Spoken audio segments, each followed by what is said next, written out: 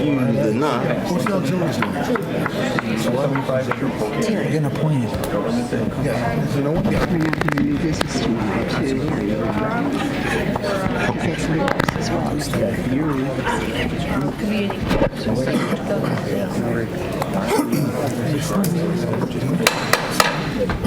Good evening. I'd like to call the order of the City of Joliet regular meeting of the City Council for Tuesday, August the 16th, 2016. Mayor Bob Odekirk will be presiding. We'll be led by invocation by Father Chris Groff of the St. Mary Magdalene Church located at 127 South Briggs Street, after which he will lead us in the pledge to the flag. Will we all stand, please?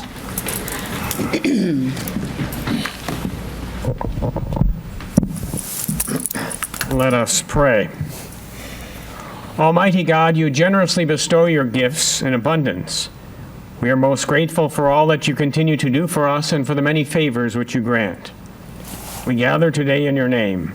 We ask that you might enlighten the members of our city council. May everything that they do begin with your inspiration and wisdom. God of wisdom and justice, through you all authority is rightly administered. Laws are enacted and judgments are decreed. Guide and support our mayor, members of our city council, our city manager, and our city staff.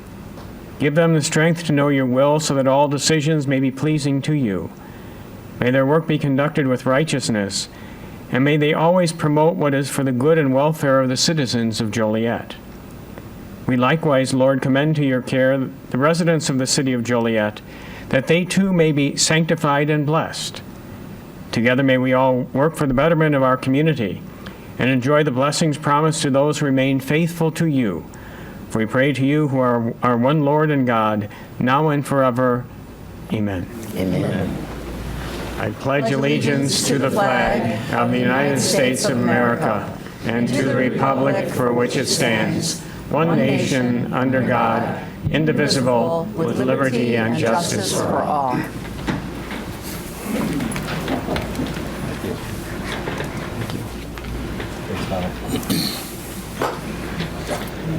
Good job, Father. Thank you, Father. I heard you have double duty now.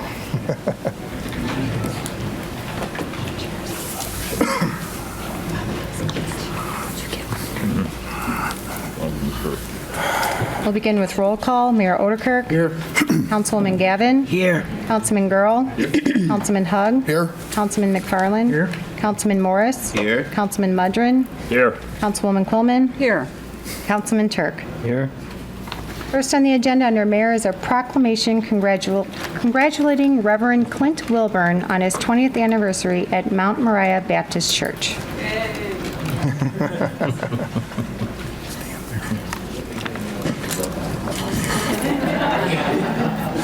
Yeah, he gave you two of them, but Okay, that's fine. Pinnacle's in the back. That's fine.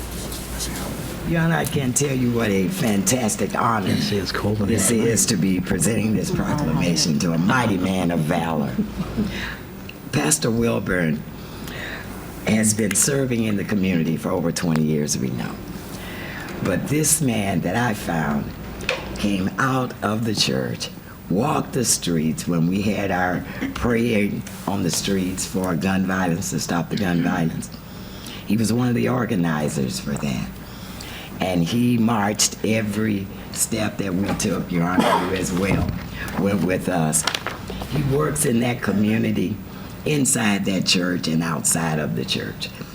So I am just truly honored to be able to stand here today to read this to you, Pastor Wilburn, and your organization of the Men of Valor.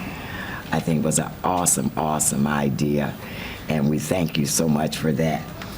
So the proclamation reads, whereas Reverend Clint Wilburn, pastor at the Mount Moriah Baptist Church, celebrated 20th pastoral anniversary on Sunday, August the 14th, 2016. Whereas 20 years of serving his congregation and our community has been truly a blessing. Whereas Pastor Wilburn serves as the moderator of the Lebanon Baptist District Association and as the Dean of the Christian Education for Lebanon District Baptist Association, and the Baptist General State Convention of Illinois. Whereas he has worked untiringly serving and supporting numerous community organizations and continues to do so each and every day.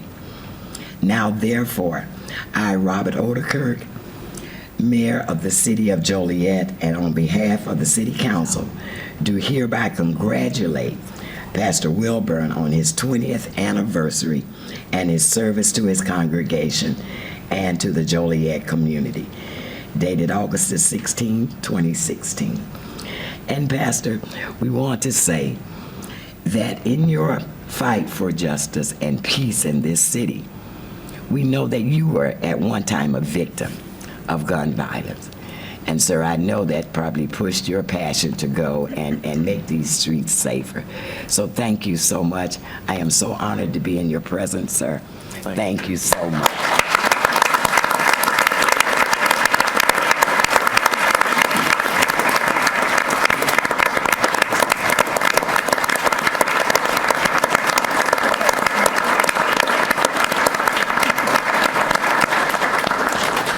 I'm indeed honored by this proclamation on this evening, and to the end, I continue to stand for righteousness. And thank you, Mr. Mayor and City Council, for what you have done on this evening. To God be the glory.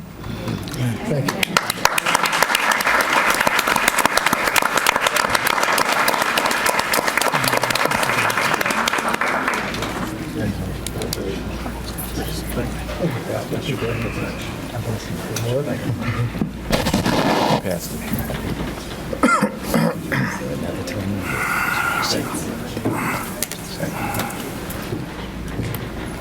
Next on our Mayor Odekirk appointments. None this evening.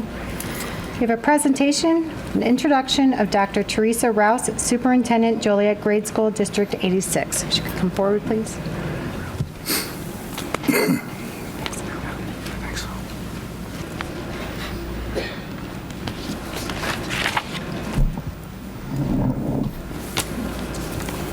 Good evening. My name is Dr. Teresa Rouse, and I'm the new superintendent of Joliet Public Schools, District 86. It's my pleasure to be here tonight. Thank you so much to all of the council members for all the work you do, and the mayor as well, and for inviting me to speak with you this evening.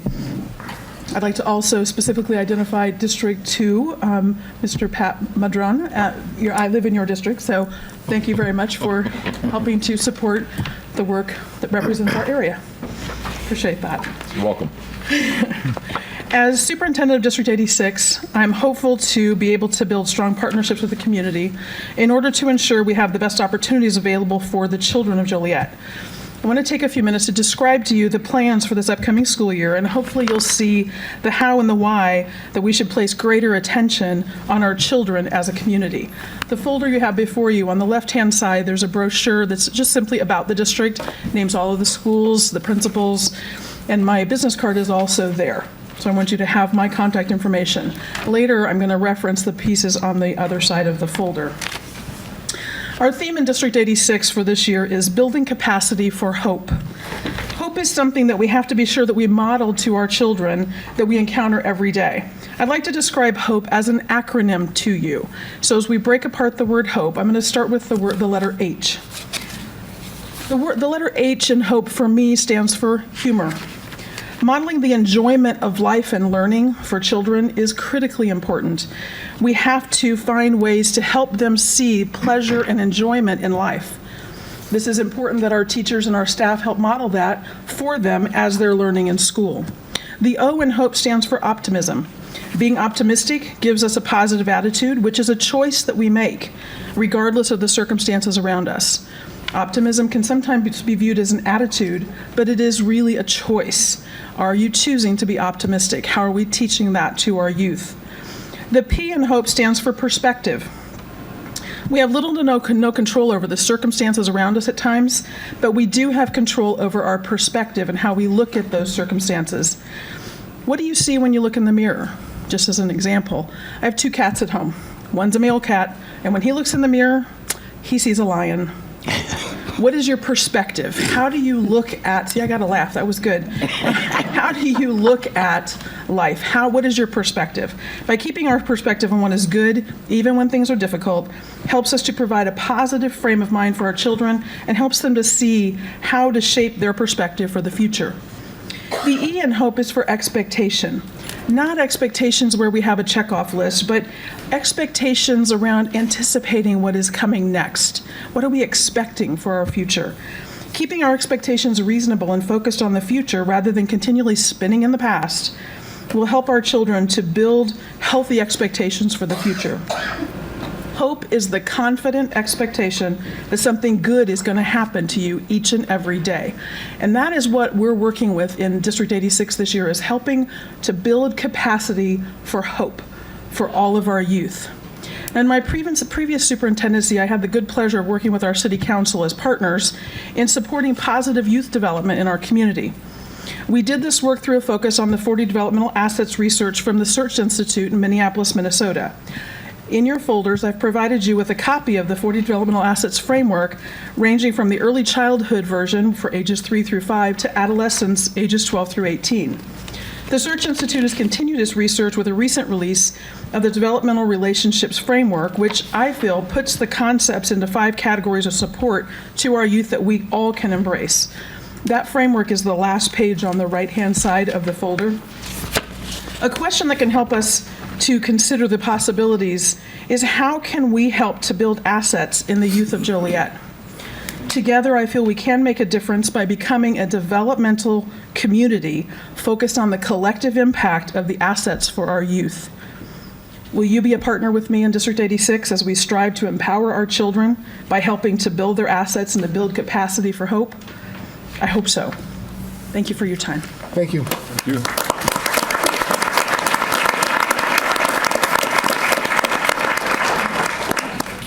Next is citizens to be heard on agenda items. Is there anyone that would like to speak on an agenda item this evening? Seeing none, we have the approval of the agenda. Is there a motion to approve the agenda as written? So moved. Second.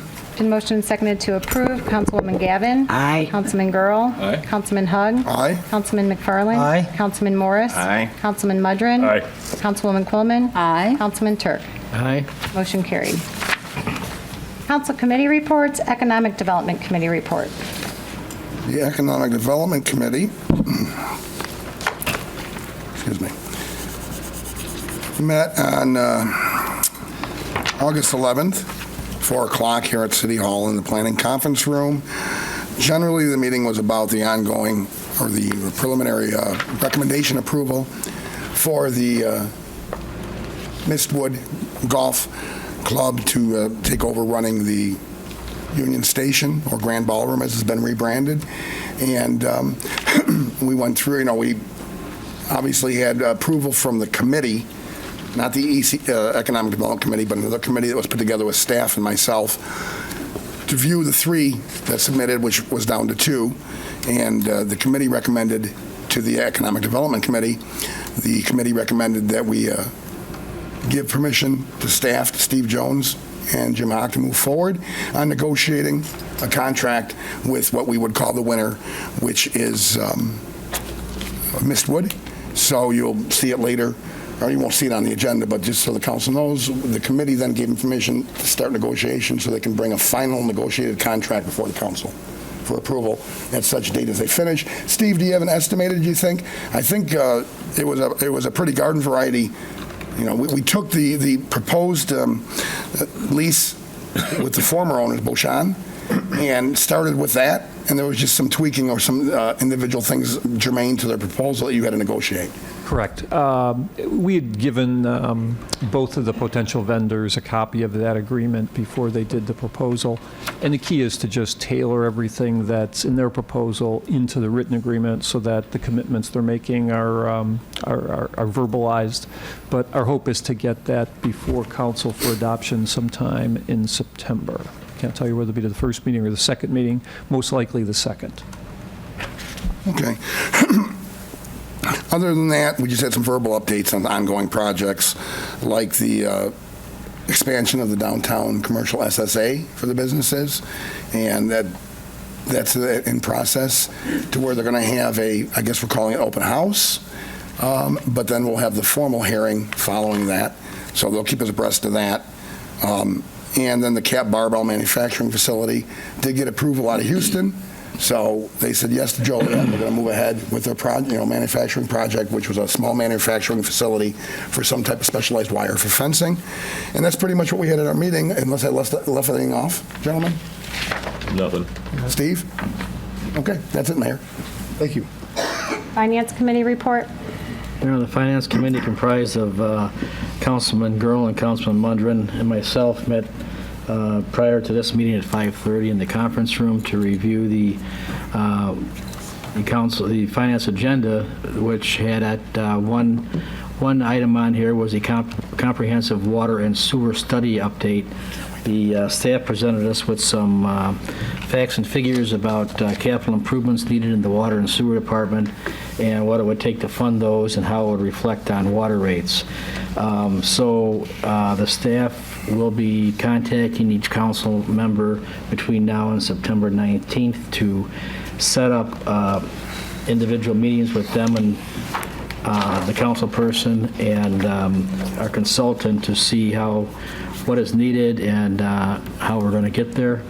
That's the schedule at this point. And then at the September 19th pre-council meeting, the staff will give a comprehensive report of the meetings with council persons and what their recommendation is. And then the first meeting in October, which is the 3rd and 4th of October, the rate adjustments will be on the agenda, which would take effect on November 1st. So that's the schedule right now as outlined by the staff. We also reviewed the monthly financial report, personnel summary, travel expense report, invoices paid report, found them all to be in order and recommend their approval. Thank you. Public Service Committee report. Public Service Committee met yesterday. The committee is comprised of Councilwoman Gavin, Councilman Hug, and myself. We reviewed all contracts, change orders, passements, and final payments that are on tonight's agenda. The only item I want to bring to your attention that's up for approval tonight is going to take 2 votes, and that's first to rescind item 389-19, and this is due to the award of contract that we authorized back in May to Sidar Construction, who unfortunately was unable to fulfill the original contract obligations. So staff had considered them non-responsive. So it is now on our agenda to go to the second lowest bidder, which is D. Oxley Construction, for an additional, I believe it's like $400. And that's the only item of attention on the agenda, unless Councilwoman Gavin or Hug have something else to add. That concludes my report, Your Honor. Thank you. I show no other reports. Under consent agenda, approval of minutes. It's recommended the minutes of the pre-council meeting held on August 1st and the minutes of the regular meeting held on August 2nd, 2016 stand approved as recorded. Invoices paid report. It is recommended this report be received and placed on file. Council Memo 375-16, position vacancies. It's recommended the city manager be authorized to fill the following positions: 1 public safety clerk position and any subsequent vacancies, 1 fire captain position and subsequent vacancies, 1 fire lieutenant position and subsequent vacancies, 1 firefighter paramedic position, and 1 public utilities engineering aide 1 position and subsequent vacancies. Council Memo 376-16, regular payroll for July 8th through July 21st, 2016, $3,441,681.11. It's recommended said regular payroll be approved. And Council Memo 377-16, appointment of auxiliary police officers. It's recommended Scott Lewandowski and Michael Slosted be appointed to the position of auxiliary police officers. Is there a motion to approve said consent agenda items? So moved. Second? It's been motioned and seconded to approve. Councilman Girl. Aye. Councilman Hug. Aye. Councilman McFarland. Aye. Councilman Morris. Aye. Councilman Mudrin. Aye. Councilwoman Coleman. Aye, except for invoices paid, page 53, which pertain to my employer. Councilman Turk. Aye. Councilwoman Gavin. Aye. Motion carried. Mayor, I believe both auxiliary officers that were just appointed are here in the audience. If Chief Benton wanted to introduce them, would that be okay? Yep, Chief, can you do so, please?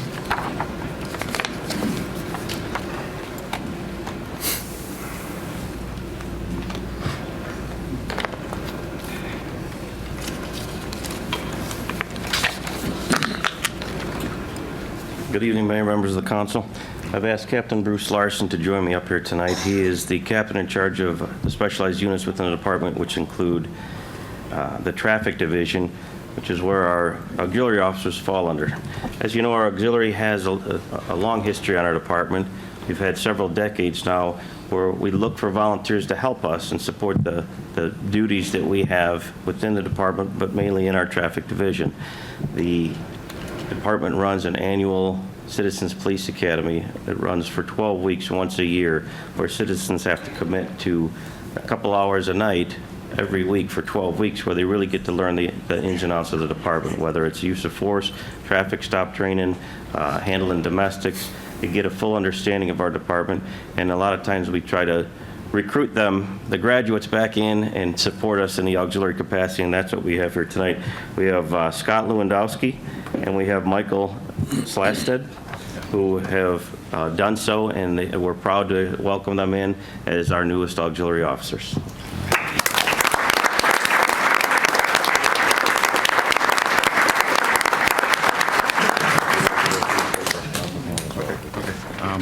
Hi, I'm Scott Lewandowski. I'd like to say thank you for having me, and I'm looking forward to being in the Auxiliary Police Department and being able to give back to the community. So, thank you. Thank you.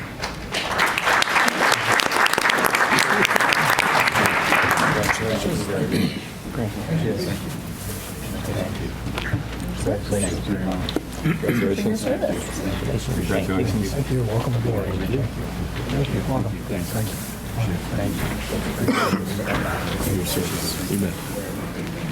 Thank you for volunteering. Moving on under ordinances, Council Memo 380-16, an ordinance amending the unattended collection box ordinance 17263, correcting the citation numbering. It's recommended said ordinance be adopted. So moved. Second. It's been motioned and seconded to approve. Councilman Hugg. Aye. Councilman McFarland. Aye. Councilman Morris. Aye. Councilman Mudrin. Aye. Councilwoman Quillman. Aye. Councilman Turk. Aye. Councilwoman Gavin. Aye. Councilman Girl. Aye. Motion carried. Council Memo 381-16 is an ordinance declaring certain properties as public nuisances. It's recommended said ordinance be adopted. So moved. I'll second the motion. I just have a quick question for Mr. Hawk or Mr. Malesio. I noticed the second property at 105 Sunset Strip is owned by the federal government, HUD. Have we reached out to them? Yes, we have. So basically, they're forcing us to demo the building. That's and right. Yes. Incur the cost. Beautiful. Thank you. Been motioned and seconded to approve Council Memo 381-16. Councilman McFarland. Aye. Councilman Morris. Aye. Councilman Mudrin. Aye. Councilwoman Quillman. Aye. Councilman Turk. Aye. Councilwoman Gavin. Aye. Councilman Girl. Aye. Councilman Hugg. Aye. Motion carried. Under resolutions, Council Memo 382-16, a resolution amending the 2016 budget for expenditure of funds for capital expenditures. It's recommended said resolution be adopted. So moved. Second. Been motioned and seconded to approve. Councilman Morris. Aye. Councilman Mudrin. Aye. Councilwoman Quillman. Aye. Councilman Turk. Aye. Councilwoman Gavin. Aye. Councilman Girl. Aye. Councilman Hugg. Aye. Councilman McFarland. Aye. Motion carried. Council Memo 383-16, a resolution authorizing purchase of 100 East Washington Street, Synergy Property Holdings, LLC. It's recommended said resolution be adopted. So moved. Second. Been motioned and seconded to approve. Councilman Mudrin. Aye. Councilwoman Quillman. Aye. Councilman Turk. Aye. Councilwoman Gavin. Aye. Councilman Girl. Aye. Councilman Hugg. Aye. Councilman McFarland. Aye. Councilman Morris. Aye. Motion carried. Council Memo 384-16, resolutions regarding execution of HAP contracts and HUD development use agreements, title and recovery of compensation regarding Evergreen Terrace. The first vote will be a resolution authorizing execution of project-based rental assistance, housing assistance payments contracts, and housing and urban development use agreements. It's recommended said resolution be adopted. So moved. Second. Jim, just to clarify, the first one we're voting on is going to allow the city to start collecting the HUD contracts? That will authorize us the transfer of those contracts, in essence, to the LLC. But, of course, that won't happen till we take ownership. These other resolutions that HUD allows us to take ownership of the property, immediately transfer it to the LLC, and then the LLC can collect those contracts and get the income from the property. Thank you. Been motioned and seconded to approve. Councilwoman Quillman. Aye. Councilman Turk. Aye. Councilwoman Gavin. Aye. Councilman Girl. Aye. Councilman Hug. No. Councilman McFarland. Aye. Councilman Morris. Aye. Councilman Mudrin. Aye. Motion carried 7-1. The second resolution is under 384-16 is a resolution authorizing the transfer of title of Evergreen Terrace to Riverwalk Homes LLC. It's recommended said resolution be adopted. So moved. Second. And Jim, to clarify this, what we're voting on now, I guess the creation of the LLC, the idea is that this will shield the city from liability on the property, that the LLC, if there was a lawsuit commenced against the owners, it wouldn't be the city of Joliet, it would be the LLC, correct? That's true, but this was also part of the HUD settlement that we agreed that we would set up this independent LLC rather than the city owning it directly. Yes. Jim, just for clarification, could you publicly tell us who's exactly represented on this LLC? Who is, I'm sorry? Who's comprised of the LLC? Well, the LLC is made up of half ownership of the city and half ownership of Holston Real Estate Development Group. HUD wanted to see an experienced development company, landholder, who they had worked with historically, and so Holston was selected for that purpose, and so together the city and Holston will be the owners of the LLC. With the city being the controlling arm, correct? Yes. Okay. Thank you. Mayor, Yes. so what's the percentage, 49/50 or 50/50? No, it's still 50/50, but the document itself spells out that the city is the controller of all the decision-making.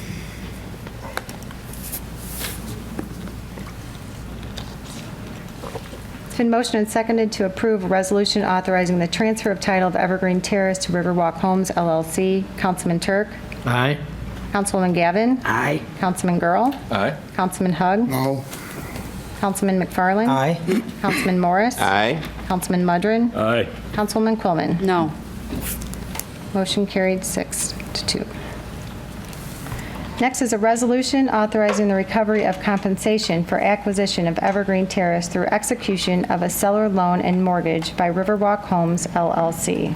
It's recommended said resolution be adopted. Once again, Jim, to clarify this, what this is saying essentially is that when the rents come in, the city's going to be compensated for the money that we've spent? In essence, on an annual basis, the LLC will be paying a mortgage amount to the city which is based on the purchase price of little over $15 million minus the $3.6 million we're going to get from HUD from the retroactive CDBG funds. So the mortgage amount will be $11.4 million, and they'll be paying on a 0% interest 30-year mortgage. That can be adjusted at a later date if we decide on redevelopment. Thank you. Mayor?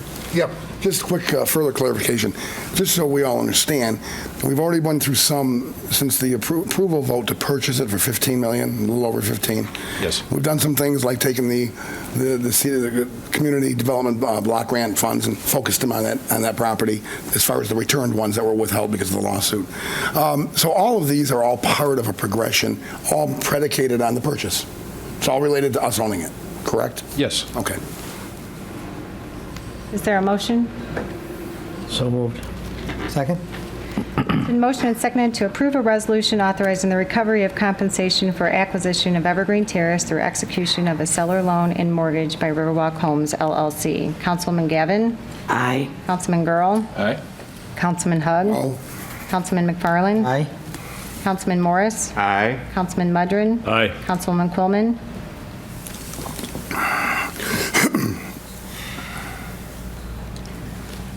Well, I'll vote for the recovery of compensation. So I'll vote aye on that one. Councilman Turk? Aye. Motion carried 7-1. Under bids and contracts, award of contracts, Council Memo 386-16, award a contract for the Ashford Place Unit 1 Public Improvements 2016. Council Memo 387-16, award a contract for the Richard Street Colburn to Mills Water Main Improvement Project 2016. Council Memo 388-16, approve a professional services agreement for the 2017 Water System Rehabilitation Program. Council Memo 389-16, rescind and award a contract for the concrete material supply and installation as part of the construction of a single-family home at 1414 Woodruff Road and 1102 Antrim Avenue through the Home Program. It's recommended Council Memos 386 through 389-16 be approved. so moved. Second. Been motioned and seconded to approve. Councilman Girl? Aye. Councilman Hug? Aye. Councilman McFarland? Aye. Councilman Morris?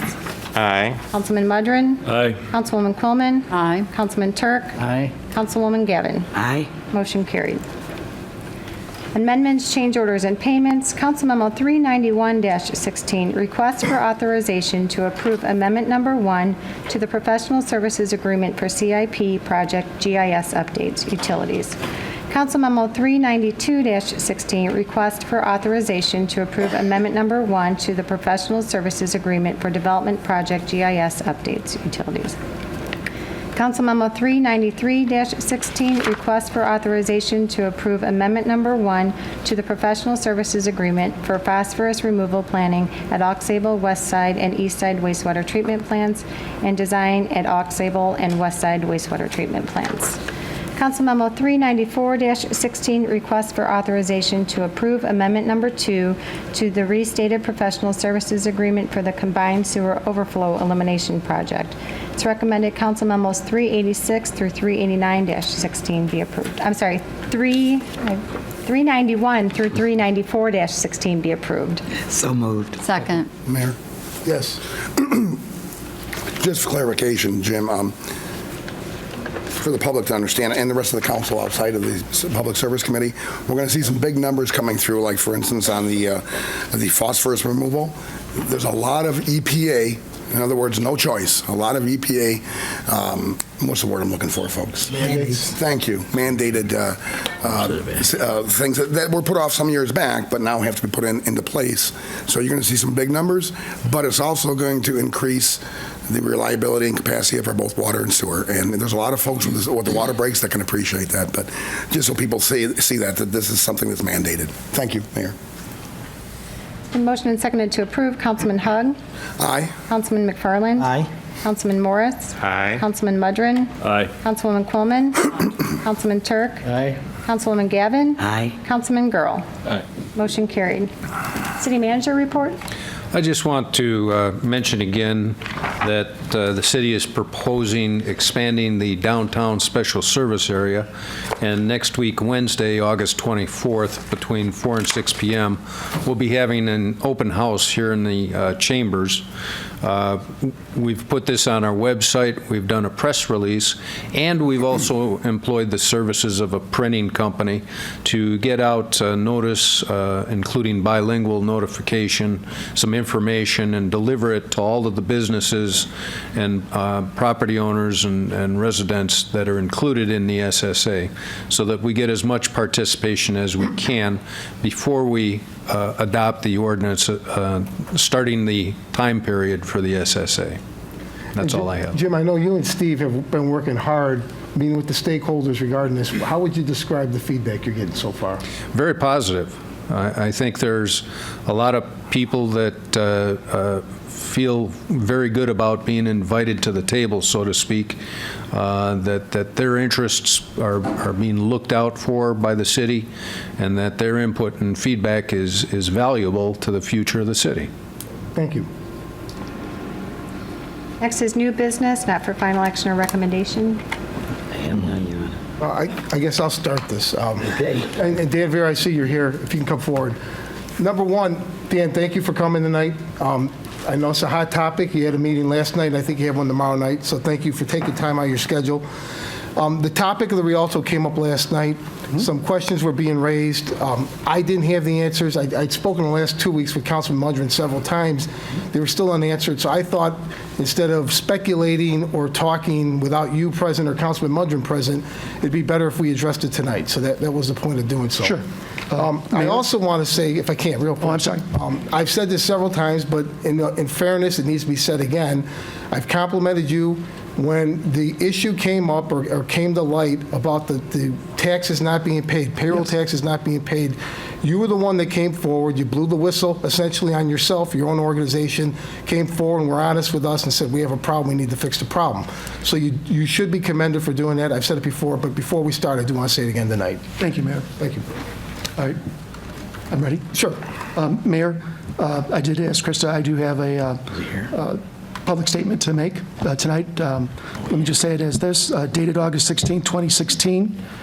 Dear Mayor, members of the City Council, I received a message from you today, Mayor, to attend the City Council meeting tonight to discuss the process by which the Rialto Board will select a third-party entity to operate the theater. The Rialto Board embarked on a selection process for a new manager of the theater several weeks ago. Our city liaison, City Council Member Pat Mudron, has given periodically reports to the council on our progress with the selection process.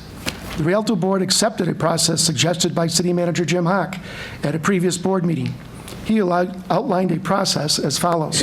1, draft an RFQ document for all interested professional theater management companies to submit their proposals to operate the theater and ancillary buildings. 2, create a committee to review all the submitted proposals and select those top 2 proposals. Invite the 2 companies to make a public presentation, obviously to the committee, stakeholders, volunteers, employees, and the interested general public. Number 3, the Rialto Board would meet to hear public comments, conduct discussions, and select a finalist. We followed City Manager Jim Hock's suggestion. Thank you, Jim, at a previous meeting. A special meeting of the Rialto Board is scheduled for tomorrow night. As you know, the presentations were held last night. We are now at the decision point in this process. The Rialto Board has avoided having sidebar conversations with interested persons during the selection process. The Rialto Board has not made any public comments on the merits of the proposals or the selection process outside of regular or special meetings and committee meetings. We think the ban on any ex parte contacts and conversations is important. In order to maintain the integrity of the process established by our board, our legal counsel, David Silverman, has advised that I should not publicly discuss the merits of the proposal before the scheduled Rialto special board meeting tomorrow night. We welcome all interested members of the public, yourself and the city council members, to attend the meeting tomorrow night to provide any comments they desire to the entire Rialto Board. We invite everyone to provide input to assist the Rialto Board in selecting the right professional theater management company. Sincerely, Dan Vera, Chair of the Board. Thank you. I'll give the copy to Crystal. All right, I have a few questions. Sure. And again, I understand you're not going to talk about the specifics, but a general question, and again, I posed this to Councilman Mudron earlier in the week. we know the financial situation the theater's in. What probably isn't known, I haven't disclosed it to the council yet, but just this last week, you have an elevator that broke down in Rialto number 2, and your general manager, acting general manager, emailed me, and you want the city to pay for the elevator, because apparently you don't have the funds to do so. So with that in mind, knowing that you probably are not going to make payroll for the rest of the month, that there are unpaid bills, I've had vendors that, or people that performed in the Rialto last October approach me or email me or call me in my office looking for their money, which of course I don't control. You have about $500,000 in unpaid bills, along with a $2.5 million loan that's outstanding with First Community Bank. The proposals that you've settled on, the final two, both are projecting losses for the next 3 years for the theater. So the question that I have is, and I don't know if there's an answer, how is this sustainable? If you can't pay the bills right now and you're looking at 3 more years of losses, how does the theater stay open? Mayor, at this time, I'm obviously not prepared. I'm not aware of the document you're talking about, but I do appreciate you coming over to look at the elevator issue. I was apprised of that. In terms of the payroll is being paid tomorrow. So if you've heard that there isn't being paid, that is not true. I've heard you're not going to be able to make it for the end of the month, that you're out of money, is what I've been told. Mayor, all I can tell you is payroll's going to be paid tomorrow. Okay. What happens by the end of the month, I'm not sure, Mayor. And Dan, Go ahead. I don't want to be argumentative, but the documents I'm talking about are the ones that you have voted on. These are the final two. Both of these companies are projecting 3 years of losses for the theater.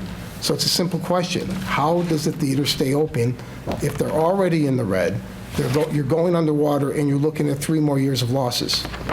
The pro formas that were inside each of the proposals, most of the proposals that came in, we asked that in the RFP, RFQ, that they give us a projection on how this theater might operate going forward.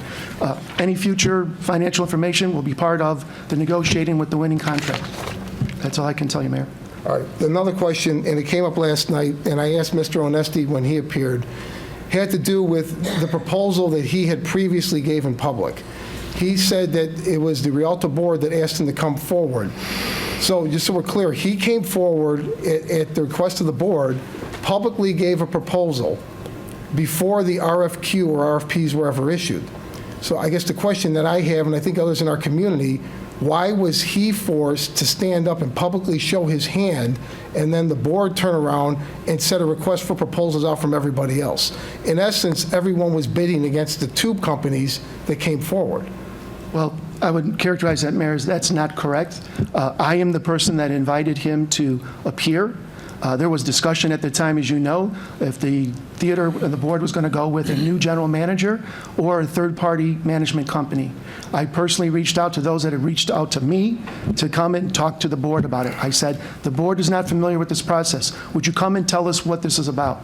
3 people were invited. That was Mr. Onesti and his company, Onesti Entertainment Corp., Harris Casino, was invited. I had conversation and emails back and forth with Darren Vanover, the manager of that property, and the third one was VenueWorks that also done the reach out. I invited all 3 to come make a presentation to tell us what it means to have a third-party administrator come into the theater. They came. At that meeting, or shortly at the second meeting, is when we were talking about, is this what we want to do as a board? We had made the decision, as you know, you were present the night of the meeting, as was the city manager, when we came out of executive session, that we were not going to go forward with a general manager in our own hiring, that we would go the third-party route.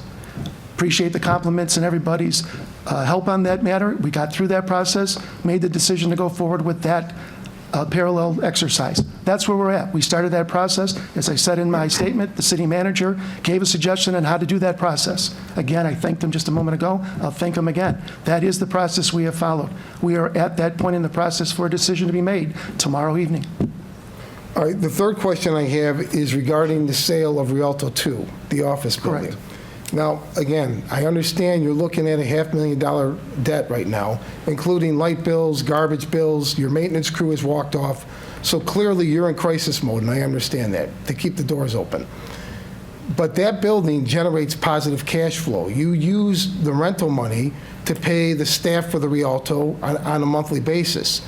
If you sell that building, you'll have a short-term gain. You'll probably, I would think you'll sell it for $500,000. You'll be able to pay the unpaid bills that you're currently facing. But in my opinion, you're only digging the hole deeper, because the positive cash flow you get every month is now gone.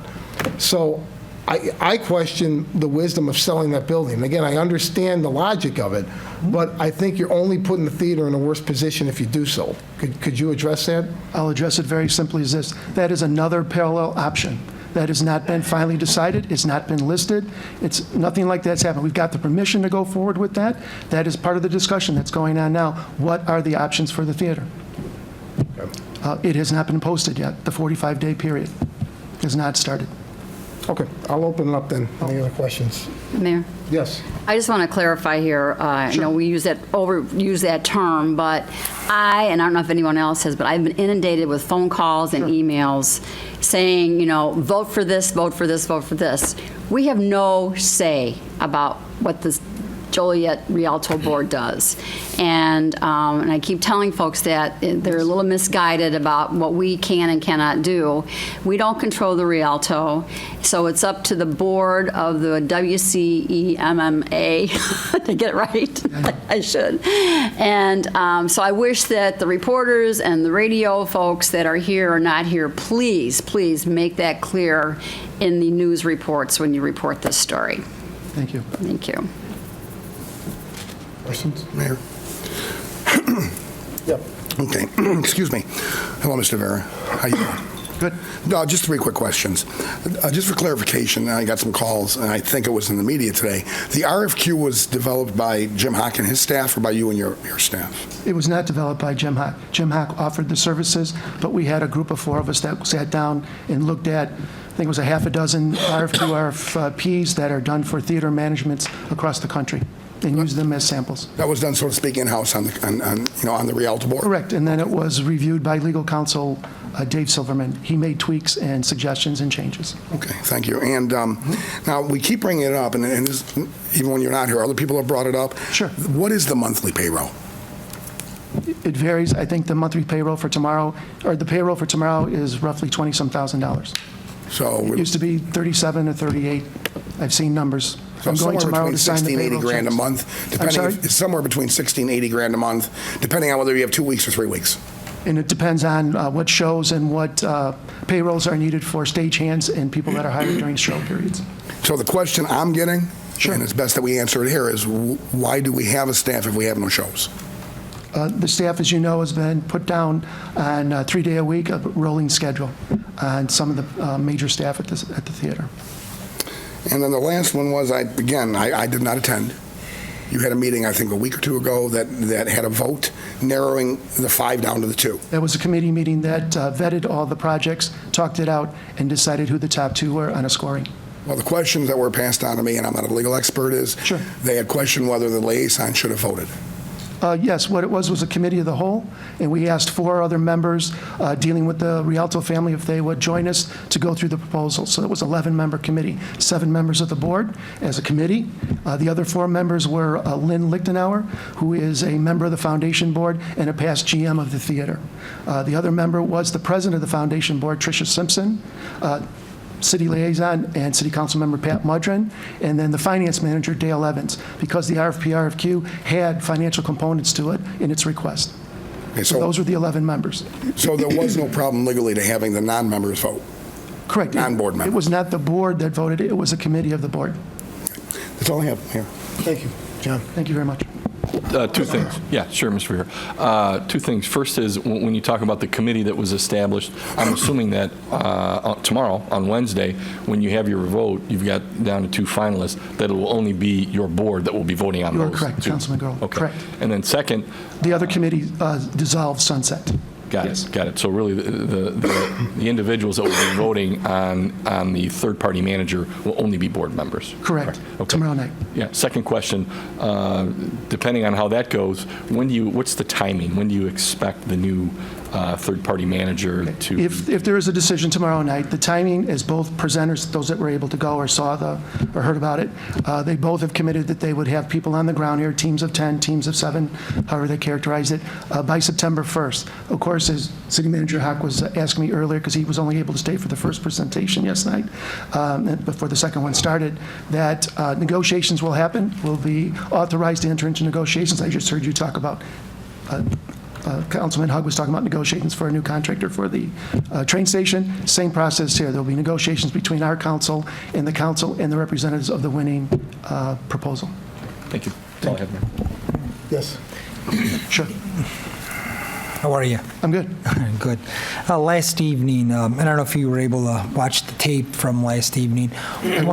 One of the, I think she's actually here, one of the public comments was Mr. Onesti, and I believe it was Vision Works or Venue Works or Pinnacle, one of them, one of the finalists, final joined twos. with Pinnacle. Right. Has that changed the RFQ that was submitted? I would only say this, lawyers in the room would tell you, that will be part of the discussion tomorrow by the board. The board will make the decision. As I said to city manager before this meeting, it was, as everybody's characterizing today, as a curveball. However, we're going to discuss that tomorrow, and that'll be the decision of the board. I can't comment. I don't have the authority to say yes or no that that's... So tomorrow night, when your board meets, are they looking at the two original RFQs? Are they looking at this new hybrid with Mr. Onesti and, is it Pinnacle? Can somebody help me? It's Pinnacle. Pinnacle. You are correct. And then Venue Works? I mean, what are you guys going to determine? That's tomorrow night. What will happen is it will be their presentations that they made to everybody last night. So right now, technically, it's Pinnacle and Onesti is one. Correct. And Venue Works is the second one. Correct. All right. So tomorrow night, your board is going to decipher if there's any changes in the RFQ, or I guess my question is, all of a sudden, you're bringing this hybrid in, so it's a different RFQ than what was originally submitted. And I think that's where some of the public comments coming in, is it's kind of muddied the waters. What exactly is the relationship? Is it Pinnacle and Onesti? Is it just Pinnacle? You follow me? I do follow you. So you're going to allow the board to make that decision tomorrow night, or? Well, legal counsel is looking at that. Today I did speak with legal counsel David Silverman. He said he would review that and talk to the board tomorrow night when it's in its meeting process. Okay, thank you. Okay. Mayor? Yes. As the liaison and non-voting member, Larry, I guess, Mr. Councilman Hugg, there were 2 or 3 movies shown at the Rialto during this time when there weren't any theatrical shows. There was also a solid month of dance recitals at the Rialto. So there are events going on when there's not a show there. In fact, there's more of those events going on than there are in the past years than going on. In terms of rentals, correct. In terms of rentals, and obviously you need staff for that. Not to change anything Mr. Vera has said, but the Pinnacle people were asked when they made their presentation, who is our contact person? And our contact, the Rialto's contact person, I should say, is Pinnacle, not Onesti. Correct. He works for them. We would have, the city would have nothing to do, he would have nothing to do with anything other than it comes through Pinnacle. They did identify themselves as the principal.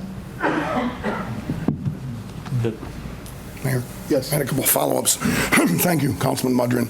Dan, just to clarify then, you're saying that there were some movies and some dance recitals. Do we have since May a monthly average of how much revenue those brought in? Did they even come close to paying for the full staffing? Councilman Hugg, I'd have to get that information from Dale Evans, the finance manager. That is not something at my fingertips. Is there something you can pass on to Jim? I certainly can. Thank you. Thank you. Then, just revisiting, it was Councilman Gurl who brought up the committee and clarified that tomorrow's committee will be just the appointed Rialto Tomorrow committee. is a special board meeting. Right, so that's the full board. And I understand your explanation for the other one, having the 4 non-appointed members of a ad hoc committee or appointed committee. Yes. That would make it a non-binding committee then, just like our ZBA and our Plan Commission, because it's not solely a vote. I would suggest it might. Let's put it that way. I'm not sure. Well, let's have some clarification on that, because what would happen if any of the board members tomorrow say, well, I respect the recommendation from the non-binding committee, but I want to resubmit a third person for vote. I mean, it happens here sometimes. Well, we go beyond the advisory committee. They give us their recommendation and we go beyond it. Okay, well, I appreciate your characterization of what you do. The process is the process. We are following the process. 2 finalists, proposals were identified, invited to make a public presentation.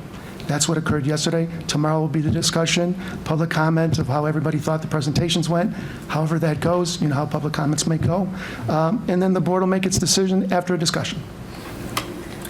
Well, if I can jump in, this is part of the problem, Dan. Sure. And this, look, you're in a no-win situation. Whatever you pick, people are going to be angry. I've got it. There's people who like one vendor, people who don't. It happens on every board. It does, and this is very public, and it's very emotional for people. But when you broke the rules, and you invited people who don't have any voting authority in to vote, you threw gas on the fire. Because now, people who are on the losing end, their candidate didn't win, are now screaming this was improper. And this is what we're hearing at City Hall. So I'm not going to, I can't address that at this moment.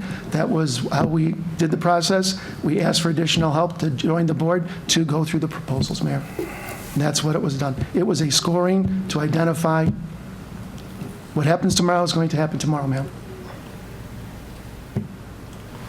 Any other questions? Yeah, I got one. It's right in front of me, and you have to forgive me, Dan. I only saw this one from venue work, the schedule. But out of the 5 companies, no one showed a profit. And I understand business. The first 5 years, they say you should break even or all that kind of stuff. But the Rialto been in business, as we all know, longer than 5 years, and even a new manager coming in, it's not like starting fresh. And no one out of those 5 showed a break even or a profit. Well, again, this is in the area of talking about the proposals that were done. I'll just answer it this way. Both proposal presenters yesterday did address the issue. They expressed why they show their projections the way they show them and how they feel, how they're going to deal with a stipend going forward, getting that lowered and lowered and lowered with each succeeding year. The stipend? Yeah, any additional dollars that come into the theater operations. Right. Okay. They'll address it. I can't speak for them, but they did address it. Okay, thanks. I do have a question, Mayor. Dan? Sure. The employees that are there now, would whoever you choose, would they bring in their own employees, or would they keep the employees that are currently employed? Don't know. Well, no, I do know. Okay. I'll say it this way. Again, I'm talking about the proposals. Oh, okay, all right. They both addressed the employee issue last night.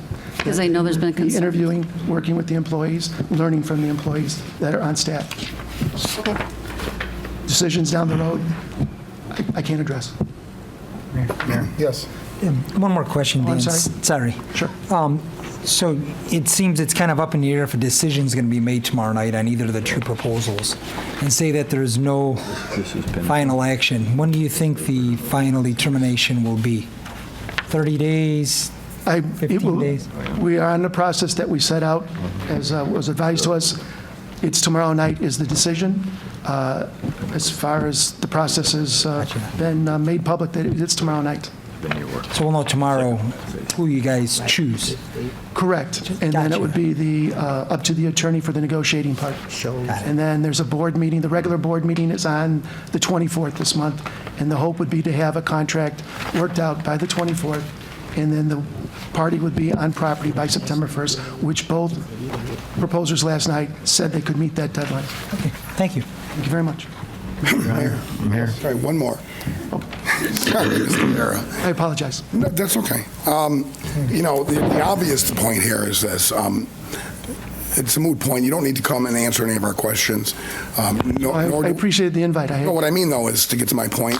I'm not saying that it's not a nice thing you did, but, you know, none of this back and forth tonight or at any point with Rialto and the city, it's all predicated on, obviously, at some point, the Rialto bringing forward their final third party, their business model and plan, and looking for assistance from the city once again. So I'm just going to let you know, I mean, it's kind of a heads up. For my part, I can't speak for the whole council. I'm disturbed about combining 2 vendors into one, because it sounds like we might wind up paying for 2 vendors instead of 1, which is more expensive. Just kind of, I guess, put that in your hat and think about it when you come back to us at some point if you're seeking any kind of assistance. Okay, you're talking about the 2 that joined forces? Yeah. Okay. Yeah, I mean, that's two vendors that joined. I know you didn't join them. Let's make that clear. Right. They did it over here. It was a curveball. But it's still two vendors joining forces. In some capacity, we don't know the details yet, and they're going to determine that tomorrow night. Councilman Mudrin did characterize it correctly. They did say Pinnacle is the principal. Right. That's who we would be dealing with. But tomorrow you're going to determine if it's changing the RFQ process at all. Legal counsel is researching it. Yes, okay. So just bear that in mind. I mean, we don't want to pay, we all seem to be in agreement up here that we want a third party, but, we just want to make sure we're not looking at two third parties. No, I do appreciate, I said it earlier in my remarks, I do appreciate the positive comments that were made by council members, by the mayor, and those that were present when the decision was made by the board not to pursue its own general manager, but to instead go for a third-party management firm. So that has been very nice and very comforting that many in the community, as well as our leaders, said, I think you made the right choice, the right decision, and the right path. That's what we've been following. That is the process. It's been out in the open. That's what we're doing. Mayor? I hope you can come tomorrow night to make comments appropriately in front of the board. Dan, one question. I'm sorry, Mike. Sorry.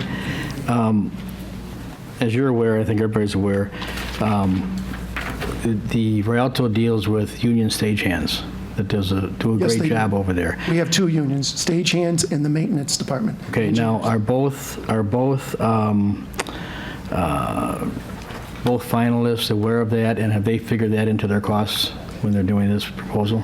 They are aware, I'll just say it this way, Mike, answering your question truthfully. Yes, they are aware of it. Those that requested personnel information on title and salaries and positions, those that have under a bargaining agreement, as I said just a moment ago, there are two bargaining agreements. Stagehands is one, and the engineers that are the maintenance staff for all the buildings is a separate bargaining unit. Those contracts are enforced. As all you know, when a new party would come in, they have to accept those. And everything I've heard or been told, they understand and they would accept those employment options. Thank you. All right. Thank you, Dan. Before I step away, anything I think else? we're good. Thank you. Thank you very much. Thanks for the invite, Mayor. I do have a follow-up question, Pat, and I'm going to address it to you. Maybe you can help me. Dan was specific that he's not going to talk about these proposals, but I have a question. Both, as I stated earlier, both companies are saying the theater is going to lose money. They're projecting the theater will continue to lose money. Are they sharing in the loss, or are these companies guaranteeing for themselves that they are going to make money at the expense of the theater? The first one you're looking at there, Venue Works, did state that they would have no fees to the Rialto for this year. So they're breaking, this year being 16, which is a short year, not knowing how much revenue they could bring in. Venue Works also said that they were willing to invest $350,000 into the kitchen beverage area in order to bring more people in. They've taken past budgets and used that for what they're doing here. Both of them seem to say that a manager, as we know of a manager today in the past, would not be necessary because they would be the managing person. What is necessary is what the Rialto has now in Jack Erickson, a fundraiser salesperson to bring in more local dinners, weddings, the like, and that would be more of that job. So I think the budgets we're looking at, they hope to be able to increase the income on these. I don't know that the expenses can be decreased much, but that's what they would be looking at, and with the hope of cutting these losses down. But, okay, so then, and their proposal was after 2016, starting in January, they make $10,000 a month, is that correct? I believe so. Jim, I think it was $9,200 a month. $9,200 a month. Do they also take a gross of the ticket sales or the beverage? I've forgotten what it is, but there is a percentage, yes. So there's a guarantee they're going to make money.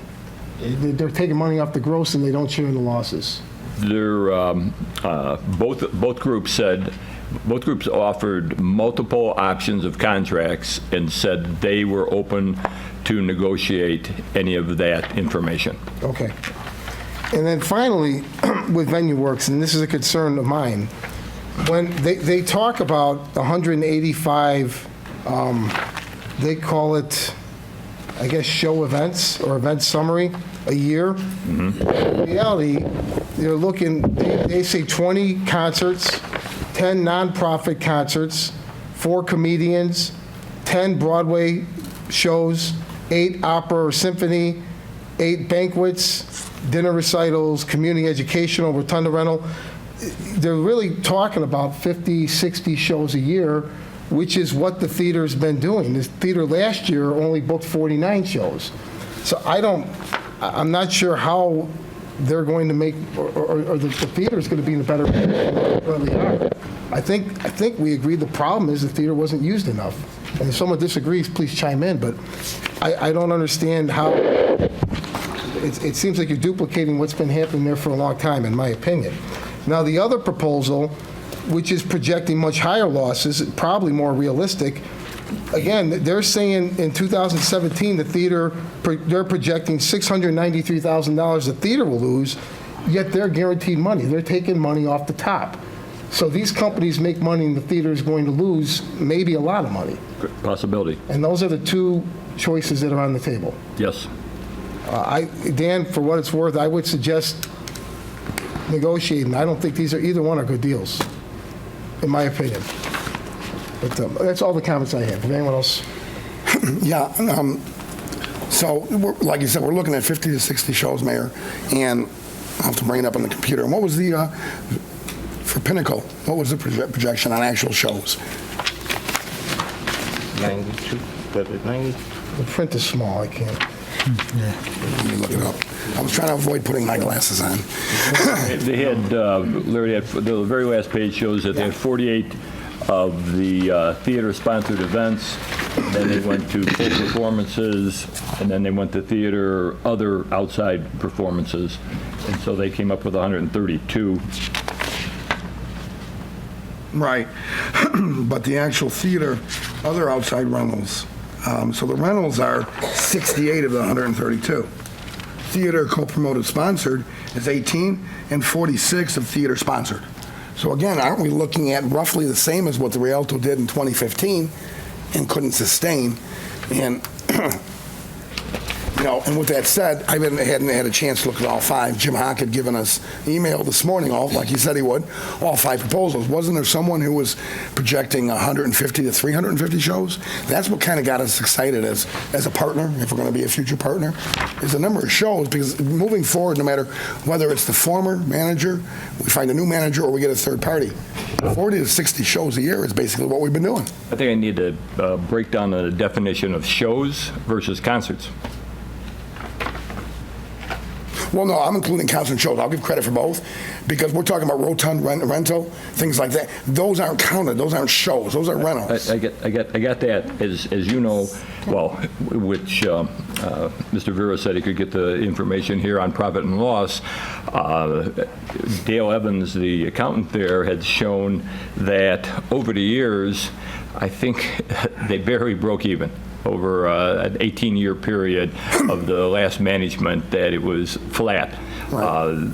The information that we received from both Pinnacle and VenueWorks, based on other theaters of our size in this marketplace, this act has drawn to be a profit. They didn't guarantee that every show of theirs was going to be a profit, but they're in the business, as being stated, to make money, and they need to make a profit. And they have been making profits at their theaters. These 2 finalists. Yes. But they're projecting a loss for us. So apparently they're not projecting we're going to be as profitable as their other accounts. Is that what we're gathering? Yeah, over a 3-year period, correct. And we're well under 100 shows a year, so we've really not increase the number of shows, not including rentals, weddings. Those are lower income revenue generators than a successful money, show. Though. Right, but that's not what we're basing on, because we've had those already too. Not enough. We were talking about the shows, and I don't see the shows increasing much. A little bit. I wasn't talking about the shows. I was just talking about money. I'm just talking about the bottom line. Whatever it takes to bring that bottom line in, if it's rentals, guaranteed rentals at weddings, other events, dinners and the like, both of these plan on the salesperson, the fundraiser, would be involved in that. Venue Works has something they call an angel fund that they were willing to partially fund to get this working. That would be a fund if the show did not make the money it was supposed to, that the money would come out of that. In the past, there was always some borrowing from the next show to pay the bills of the last show. And both of these companies said that absolutely cannot be done. That you have to have the money there in case the show doesn't go on. The performer gets sick, whatever happens. Yeah, I think my take during the long conversations we've had since last November was I think we almost had a consensus up here that shows, and we all understood what shows are versus rentals, recitals, that 48, 50, 60 shows is not enough. And I'm a bottom line guy like you, Councilman Mudrin. It is the increase of shows to 150, 200, 300 shows that bring in up to 1,980, I think the capacity is, people, not a recital that brings in 250 family members. When it's open, you want to see that happen. That's part of engaging community. The bottom line is going to be increased by successful shows, and I thought that's what we were after. A vendor who's going to provide a business plan that's going to greatly increase the volume of the shows and successful shows, better acts than maybe we had.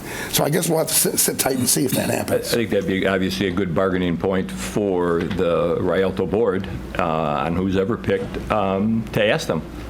Why this number? Why can't you double that number? Or how does that fall into play here? Mayor, you know, if we have someone come in here and guarantee 200 shows a year, whether it's the person who was here yesterday or someone else, if we have any indication how much revenue the promoter is going to get and how much revenue the theaters get, I don't think we have that right now, do we? No, we don't, but what we know, without a doubt, because you can go to any downtown restaurant or bar on the night of a show in the past, and the downtown business owners tell you that they will thrive with the Rialto. Right. 200 events a year, bringing that group of people from outside our city into downtown Joliet is, I think, the ultimate goal of the council. I totally agree, but I think for the theater's sustainability, I think we need to know how much money goes to promoter and how much is going to go to the Rialto. I agree. Okay. So basically, we're discussing this now so that we know how to adjust our budget in the fall. Is that correct? Well, yeah, I think we've already gone down that road, to be honest with you. Okay. There's been no change in the position from the theater, so I don't see any change in my position. Mayor, have we expended the allocated budgeted amount for this fiscal year? There's $22,000 left, and that's the only reason why we sent over the company that we deal with our elevators in our buildings over to the Rialto to inspect it and provide us with an estimate of what it would cost to repair. We don't have that report yet. Yes. Councilman Mudrin or Dan, high sign or not, do these proposals, all five, including the final two, were they notified through the RFQ to depend in their proposal on $600,000 from the city? Have they already accounted for that $600,000 and still showing a loss? Or are they expecting the $692,000 loss from the one vendor the first year? $600,000 will be covered or more by the city. Do we have an idea on that? They were given all the finances from the Rialto for the last whatever number of years they wanted. So they were not told that the city is going to still support them at $600. They were told that the city has supported the Rialto in the past years here at $600. So the finances showed the $600,000. $600,000. Okay. Was it clear? Do you know? Did anybody mention? Has that been accounted for in these proposals? Have they? I do not know that. I do not know that. Okay. We need to find that out, I think, as a council, too. You know, if they've already accounted for us giving $600, in other words, this is going to work this way if we get $600, and we're still showing a $692,000 loss, that's really $1.2 million in total losses. So that's a huge detail to know if these proposals are based on us coming to us to make up the difference, the losses they're showing in the proposal, or if those losses have already accounted for $600,000 from the city as a possibility.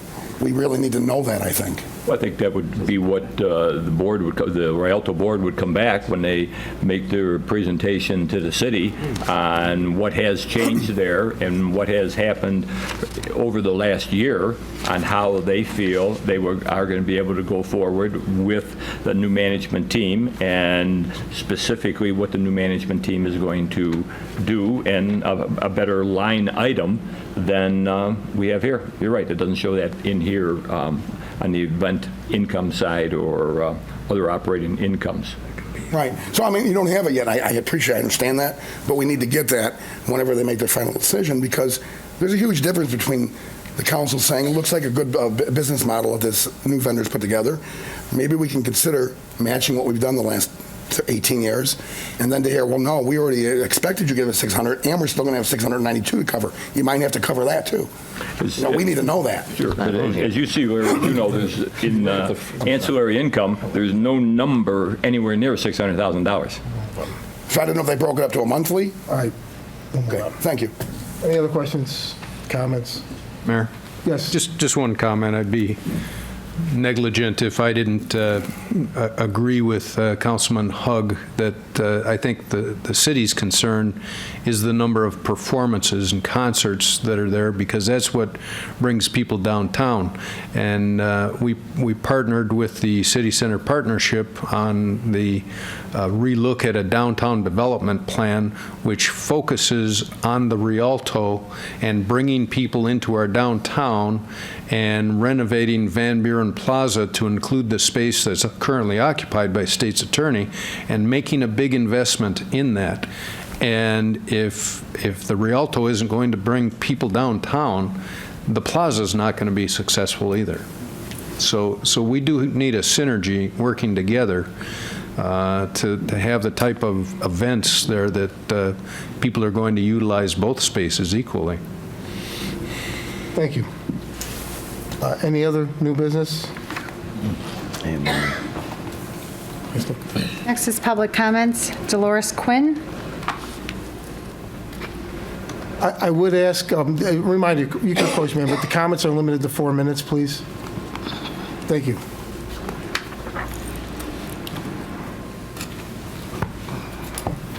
I just wanted to say I'm a victim of police violence.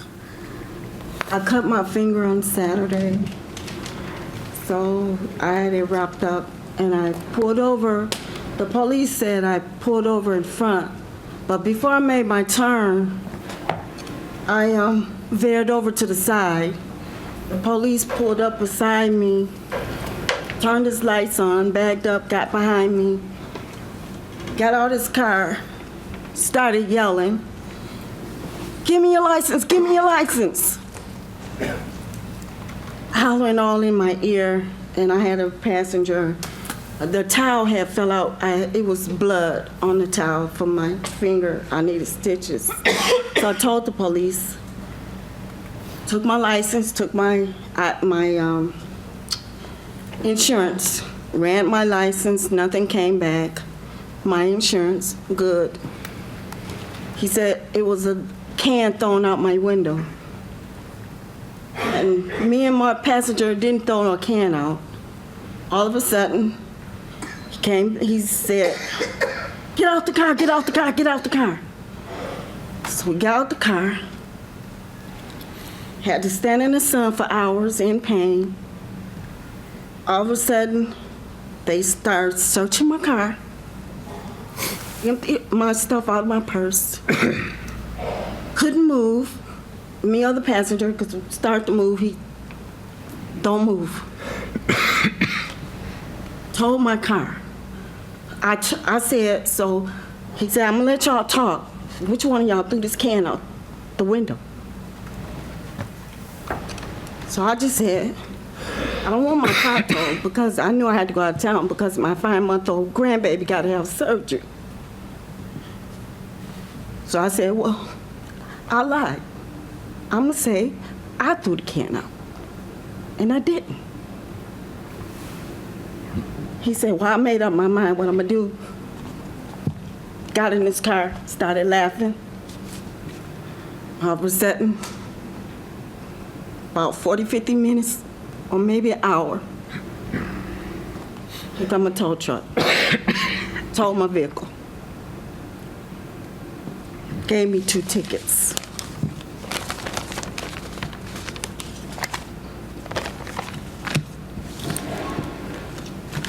I need my vehicle back. And I have no money. I'm on a fixed income, and I told him that. I'm gonna do everything possible to get that police officer off this staff, because I didn't deserve that. Ma'am, the chief of police is here. You could speak to him after the meeting if you want. Thank you. Thank you. Next is Robert Webb.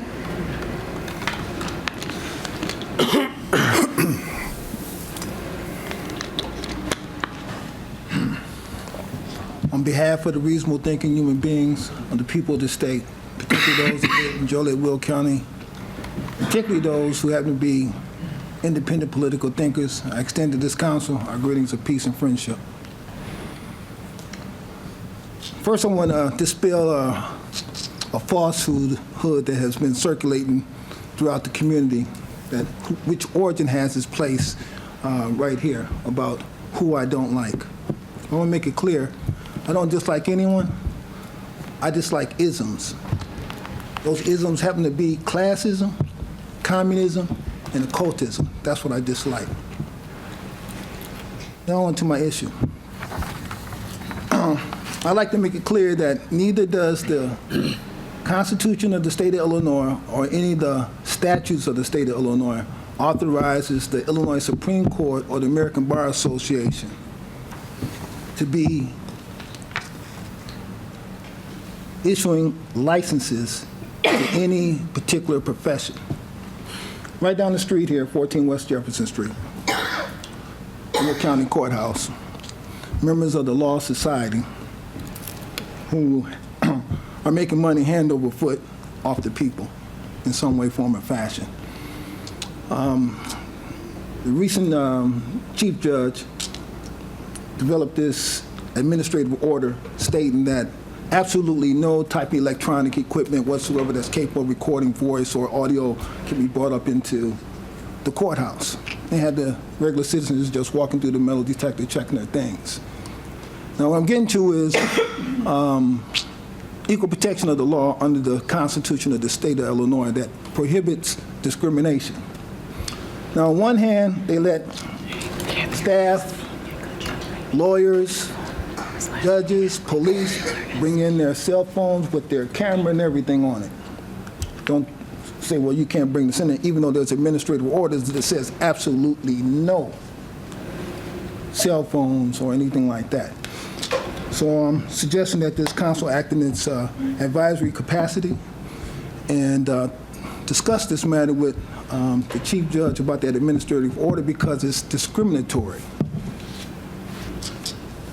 Courthouse is a public building, and since everybody has taken an oath of office that obligates you to fulfill the responsibility to protect the rights of the citizens, the constitutional rights, particularly that of Article 1, Section 6, due process of law and equal protection of other laws, and that particular administrative order that they recite ritualistically every day.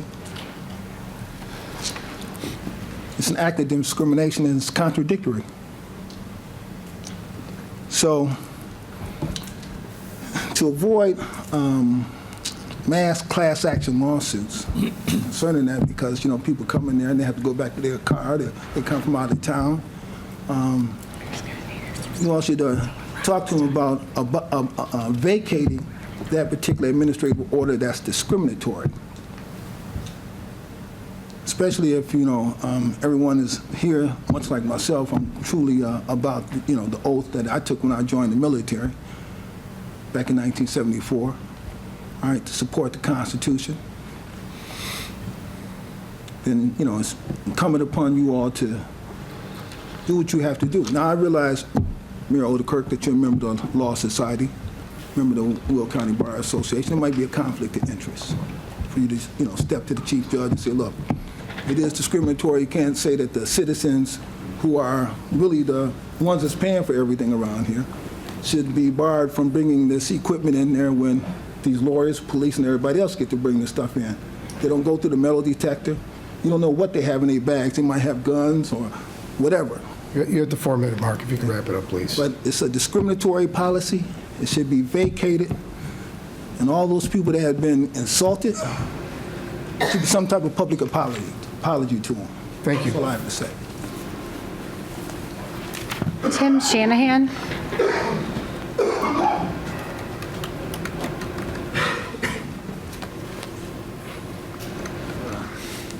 Mayor and City Council, appreciate the time to come up here and discuss, and you probably know what I'm going to discuss. It's the Rialto. Well, you had your pre-council meeting yesterday. I was over listening. I've been to every presentation. I'm a star member at the Rialto. I've been to every presentation on the third-party process of the selection. And I've learned a lot. I've been coming to the Rialto, been coming here to the City Council meeting, starting with the marquee issue. So I've learned a lot, but I took the time to take a look at the pre-council video yesterday, and there was some glaring discrepancies and inaccuracies of what I had seen. I'll refer to it maybe as lies. I'll refer to it maybe as inaccuracies, and I got a couple of examples that they talked about the petition that was signed to get the Onesti group in as the third-party manager. 1,200 local signatures. The letter was read for Mary Beth Gannon. Mary Beth was over at the Rialto. 1,200 local signatures, and they mentioned that, local signatures that were presented on this online petition. Well, unless, and I took the time to print it out, but unless Joliet went to St. Charles, Batavia, Geneva, Chicago, North Aurora, DeKalb, Huntley, Antioch, Elburn, Algonquin, Mattoon, you kind of get the picture there. Las Vegas, Nevada, Springfield, Massachusetts, Lexington, South Carolina. So the point being is that I think that was intentional, that they knew darn well that these weren't local signatures. So out of Joliet, out of the 1,200, I didn't count them, there probably were 400. So there were some, but not 1,200, and that was a direct attempt, in my opinion, to mislead this group. Another comment that was made, that there was someone that had attended the Arcada, went to a Toto concert and said that it was fantastic. It was sold out. Kind of did the math. As you recall, it was $39 ticket and a $50 and a gross revenue of $68,000. And then he said probably $15,000 for food and beverage for a total of $80,000. Now, if Onesti could produce $80,000 in revenue and times 200 shows. I heard Mr. Onesti's presentation yesterday. I watched the video. He's a great salesman, great showman, but I don't think he got Toto to play for no fee. So for someone to come up and to say that it generated $80,000 in revenue without regards to a cost involved, that's bad information that's coming out to the public, anyone that was watching it. That is just not accurate. As I've learned, and I think as Councilman Mudrin's learned, and listen to some of the presentation, break even is a pretty good goal for some of these acts. Where they make the money is on the food and beverage, and Venue Works was going to go ahead and address that, to put $350,000. That's where they thought that the money would be made. So, with the whole marquee issue, I'm sad to say I sat in my hands. I seen some good people dragged through the mud. I was part of the Rialto belongs to the people until I couldn't stand the negativity. Where's the marquee people at now? There's a $200,000 sign we can't use, a $350,000 grant that was returned, $550,000 lost to the Rialto. The Rialto belongs to the people. Mary Beth Gannon was going to go ahead and raise the funds for the marquee. I don't think they donated $1,000 out of that fund, and they're off to another controversy.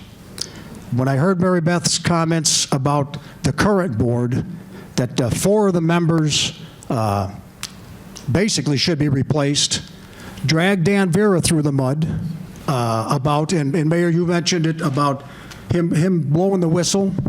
She said that he didn't blow the whistle, that he kept it in confidence, which wasn't the truth. So as Randy Green is gone, Jim Smith is gone, now there's a vendetta on 4 members, Dan Vera. I mean, I see a pattern here, and I don't like it, and I'm not going to sit on my hands anymore. You know, in my professional career, I've always taken the high road, and I've been fairly successful, but I'll get down in the mud with anybody, and if that's what it takes, that's what I'm willing to do. Thank you. Thank you for the time. Bob Wunderlich, not sure if he's still here this evening. Robert Hernandez.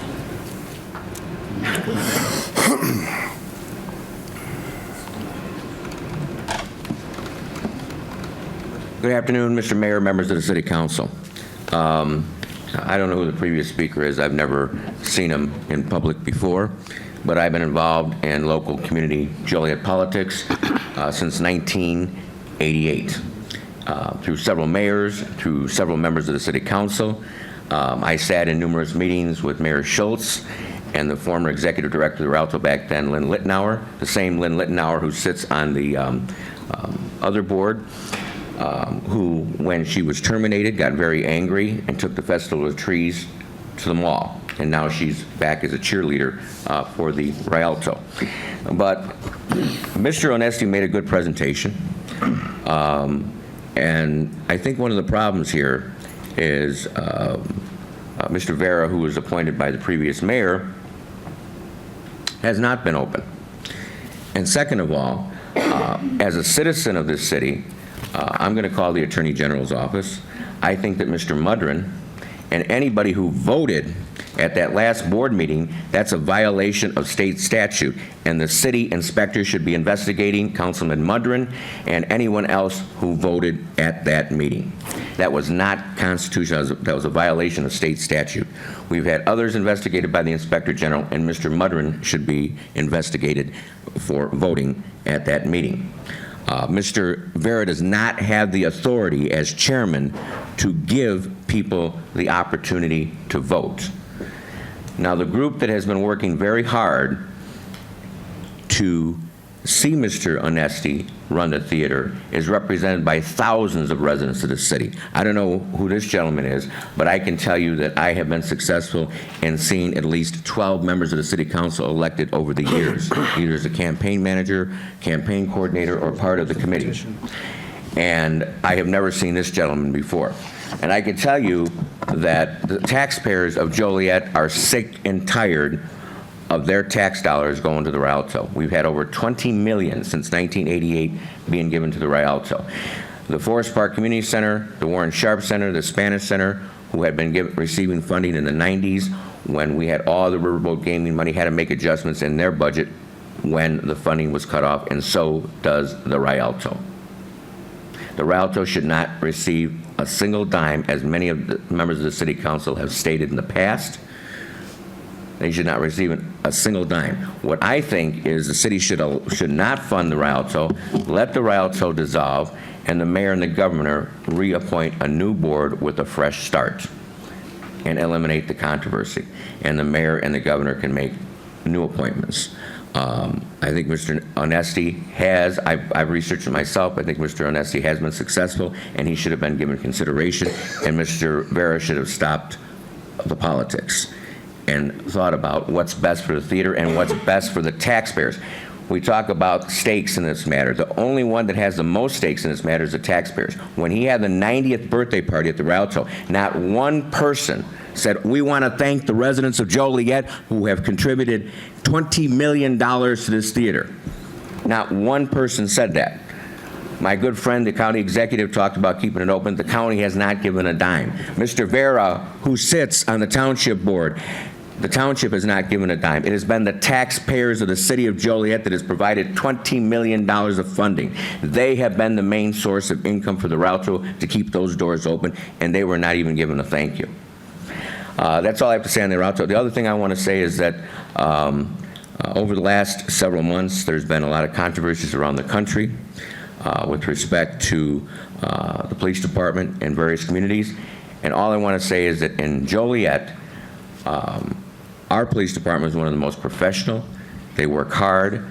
with diversity. They work hard with all neighborhood organizations, and they do an outstanding job in working to enhance community. Not just the chief and his staff, but our men and women who wear the white and blue uniforms and their union presidents. And I want to just thank them for their continued work in our community. Thank you. Thank you.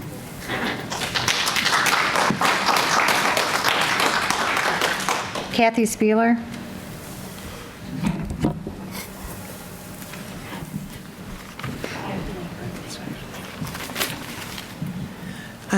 Mayor, Council, it's me again, Kathy Spieler, Joliet, Illinois. I came last night asking about handicap parking at the Rialto, and you probably haven't had time to go over that. And that was all I was going to ask about. But after Mr. Shanahan spoke, I have to clarify a few things here.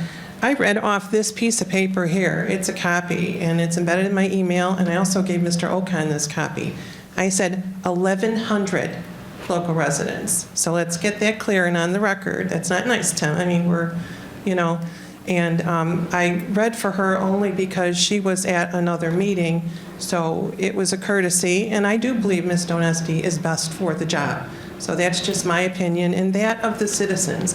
This petition just means that the people around here and people who have moved also, but still like our Rialto, and on occasion come back into a town and see a show, want Mr. Onesti here. What's wrong with that? I mean, it sounds like, you know, we've committed a mortal sin here by saying, oh, we got a petition going for, you know, Mr. Onesti to come. Yes, because we want him. We have no control over it. I understand the board's going to do whatever they want to do. But we came to voice our opinions to the council because we know you do donate a large amount of money every year. And we're hoping that at least you will hear the people. And I know, Mayor, you've been so good since you've got into office. You have just listened to everybody. You're truly the people's mayor, and I thank you. But I just, I'm all stressed out now from this. I didn't appreciate that comment, so thank you. Thank you. Is there anyone else that would like to speak under public comment? We have an agreement.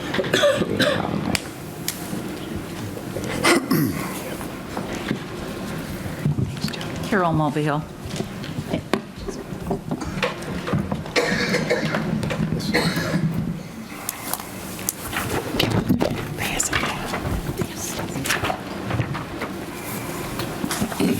It is a survey done by WJOL. And what he did was he went out and asked other theaters in the area how much funding they get. So I'm just going to highlight a couple of them. The first is on the bottom of the first page, the Aurora Paramount. We frequently compare our theater to that. They get between 250 to 500.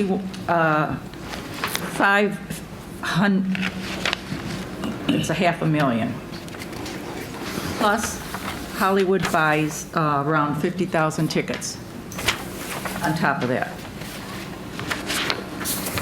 Plus, on their, usually their bill that shows what shows are coming, they have a long list of contributors. On the second page, Decatur, Illinois, they have 76,000 residents. They're half our size, and they give their theater $400,000.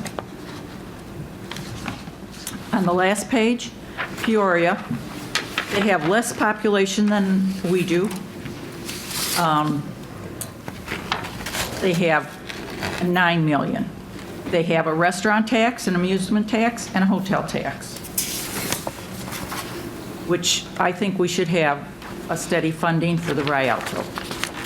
Rockford, they have 152,000, and they have around 880,000. Springfield, Illinois, they have less population, and they give 1.5 million. So I figured it out for 150,000 people we have around, 600,000, that's one latte, might pay for one latte a year per person. We are really small potatoes when we fund the Rialto. When we talked about the courthouse, nobody said that they had any money. As soon as the courthouse said that it might leave, Joliet came up with 15 million. I didn't miss that.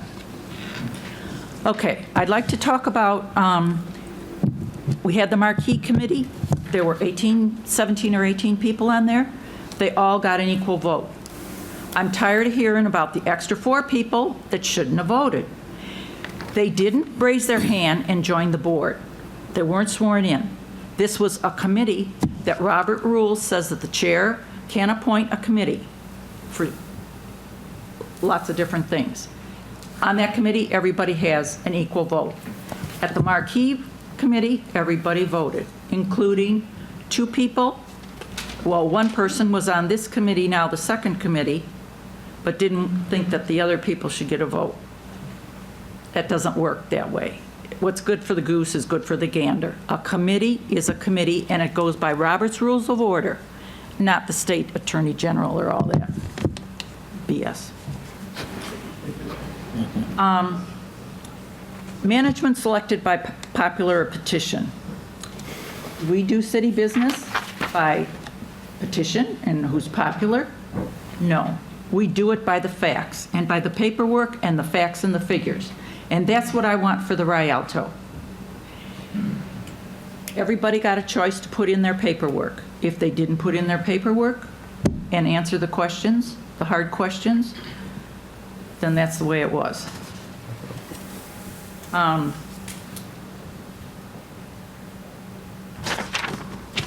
You're at the 4-minute mark, if you could wrap it up. Okay. Ron Onesti did put on a couple of shows here in the Rialto. They did not fill the Rialto. We only had half a theater. Our theater's more than twice the size of the Arcada, and I think he's done a really good job up there. He's really enthusiastic, and he's hands-on there. I don't see how he can be hands-on in 2 places. Thank you. Okay. And Beth? Come forward.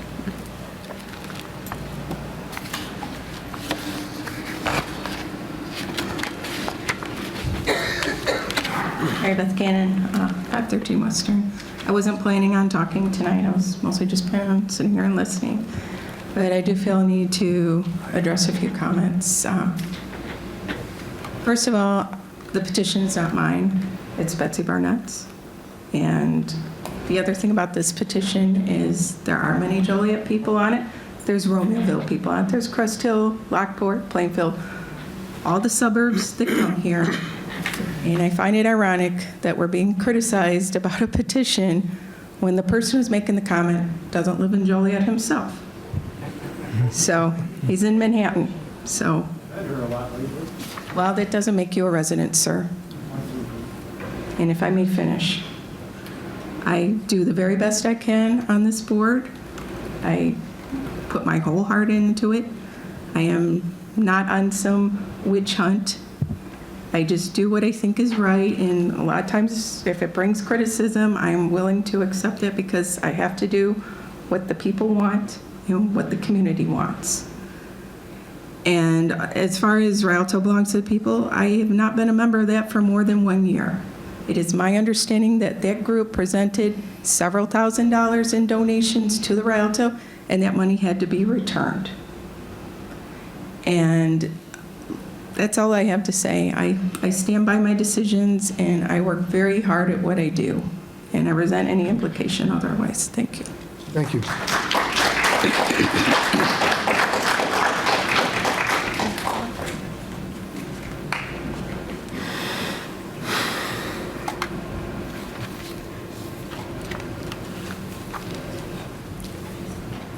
Good evening. Candace Johnson, St. John's. I am one of those people who fought the Marquee. I am one of those people who are currently pushing for the petition for Ron Onesti. I do feel that he's best. I have visited the Arcada Theater in St. Charles. I have seen what he can do. Single-handedly, he runs a business with his wife and his employees. Regardless of what Miss Mary Beth Gannon's intentions are, she has her whole heart in it, and I don't She's not the one who started the petition. She's not the only one pushing for the petition. And we're not going to be able to tell someone, I'm sorry, you live in another state now, but you might come up here for the summer, you can't sign. It's not okay. It's not allowable. People are allowed to travel. People are allowed to go places, and they're still allowed to sign for things. So I just wanted to put that out there. Thank you. Thank you. Is there anyone else that would like to speak?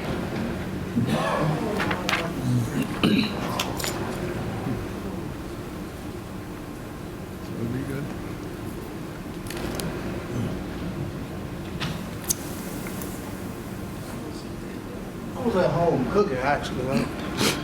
Didn't plan on speaking here. I mean, I've attended a lot of these city council meetings before the new mayor, Mr. Oldenkirk, when he was mayor. I think he was seated over here somewhere.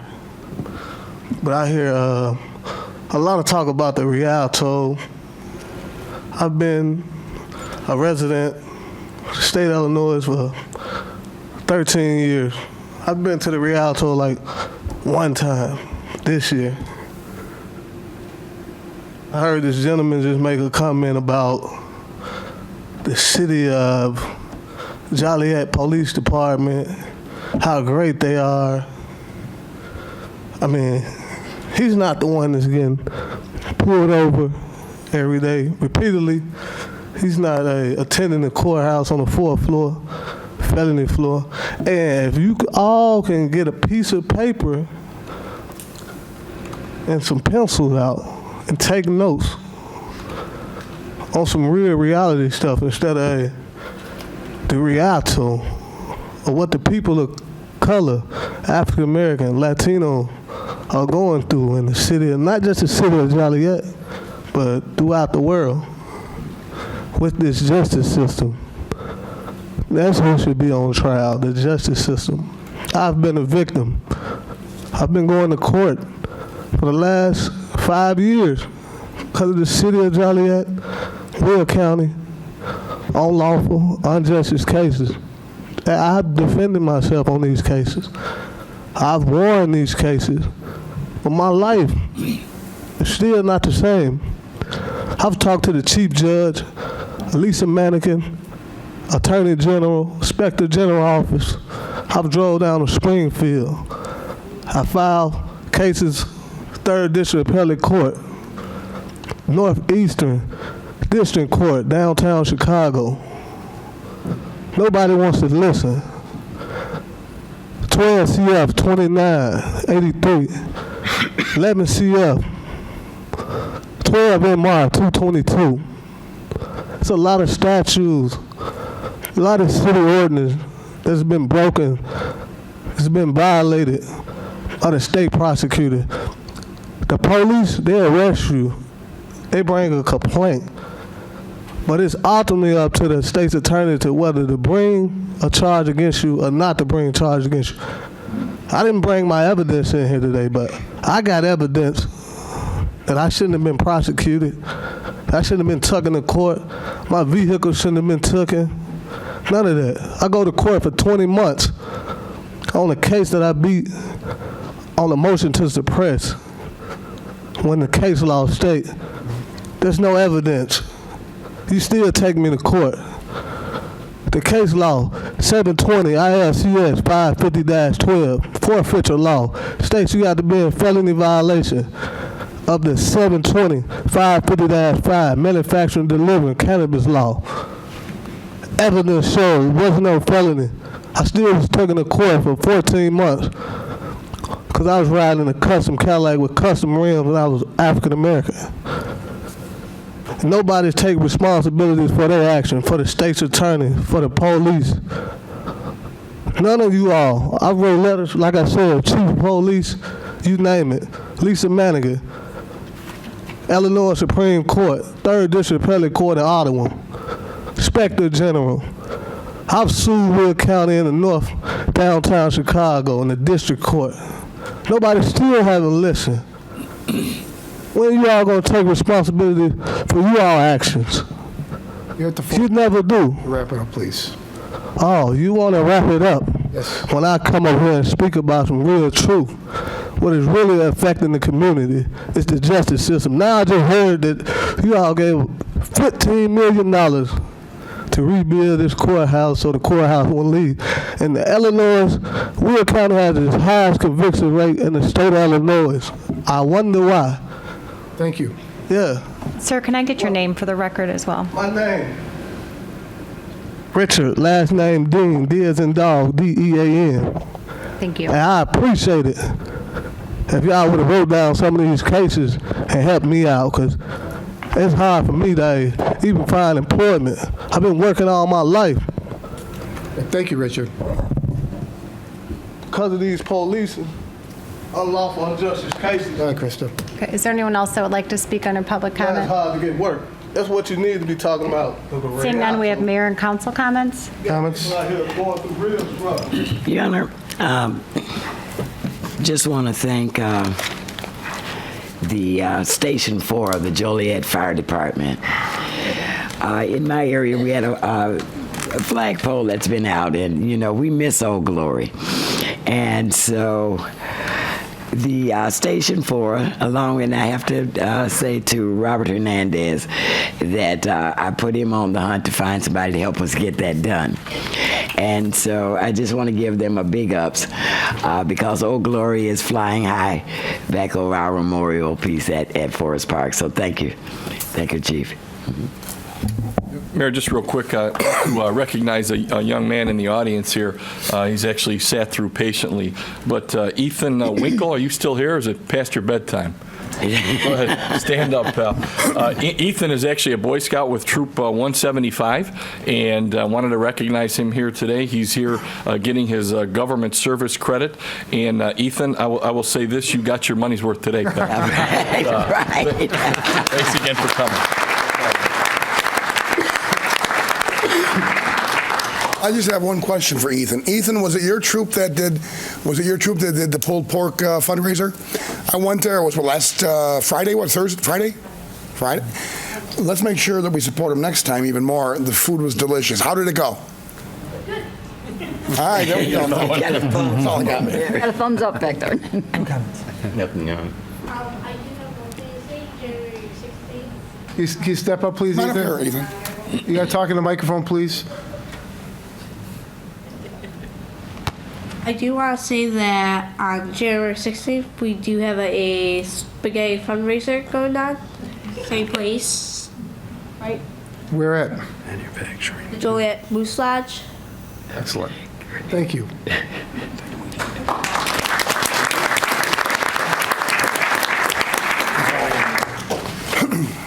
Jen. I just want to say, Mayor, that I was appointed to go on a tour with, it used to be former Project Pride, now it's called Project Aspire, I believe, and they had some nominations for homes, east side, west side, south side, and north side of Joliet, and they did pick some houses, and I'd like to have them here. It's amazing what people have done. Some folks have taken pride in their neighborhood, and some of the homes were picked the best of the block with landscaping and upkeep of their home and manicured lawns. And there were so many homes like that, and it was very hard to choose. And I don't know who the winners are yet, but I'm told by Mr. Zelenka that he was going to notify the winners, and when he does notify them, I'd like them to come to City Council meeting and give them some applause for all their hard work. And so next year, if anybody has a beautiful lawn or home improvement, you can nominate yourself. There's always an ad in the paper about nominations, or a neighbor or someone you think deserves credit for pride that they take. Not that everybody doesn't take pride in it, but they go, you know, some people are just really have green thumbs and they do fabulous work. So it was quite enjoyable, and so I hope that they come here when they get their awards. Thank you. Nothing, Your Honor. I have a few items. Number one, thank you to Senior Services of Will County. They did their annual Senior Resource Festival at Richland School a couple weeks ago. They had a huge turnout. I was told, I think 900 people were serviced, 900 seniors, so thank you to that organization. I want to thank the City Center Partnership for Kids Fest, which was downtown a couple weeks ago. Another great turnout in downtown Joliet. The New Covenant Worship Center held a back-to-school book bag giveaway at the Sacred Heart Church, again, a couple weeks ago. Thank you to the parishioners at New Covenant that were out there. I think they gave 80 or 90 book bags away to kids in the neighborhood who needed it, so thank you. Joliet Chamber of Commerce hosted a ribbon cutting for Homes for Heroes. Thank you to the Chamber of Commerce, and welcome Homes for Heroes to our community. Joliet Junior College last week had their first annual State of the College address. I was very impressed. I think at a future meeting, I'm going to invite the junior college to come forward if they can give maybe a condensed version to the city council and let the people of Joliet know the great work that they're doing out there. Last weekend, Joliet Unity Movement 815 had a entire weekend festival in Knoll Park, basically bringing the community together, and then also a back-to-school event. So thank you to the organizers of that movement. And then finally, this Saturday at Route 66, there will be a grudge match taking place. I am going to drag race the mayor of Morris.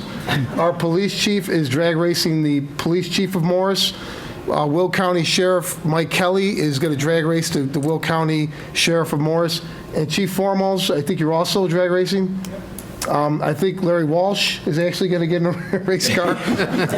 So this should be fun. And I think we all know who's going to win. But Chief Benton, I hear you're the secret weapon. You used to race motorcycles. Is that correct? You're giving up my secrets here, Mayor, but I do think I have an advantage over the chief of Morris, so we'll see. But yeah, it's an all-day event. It starts at noon at the racetrack, and our races are going to start around 8 o'clock. So anyone who'd like to support that event, please come out. And that's all I have tonight. Is there a motion to adjourn? So moved. Second. Motion seconded to adjourn. All in favor? Aye. Opposed? Meeting adjourned.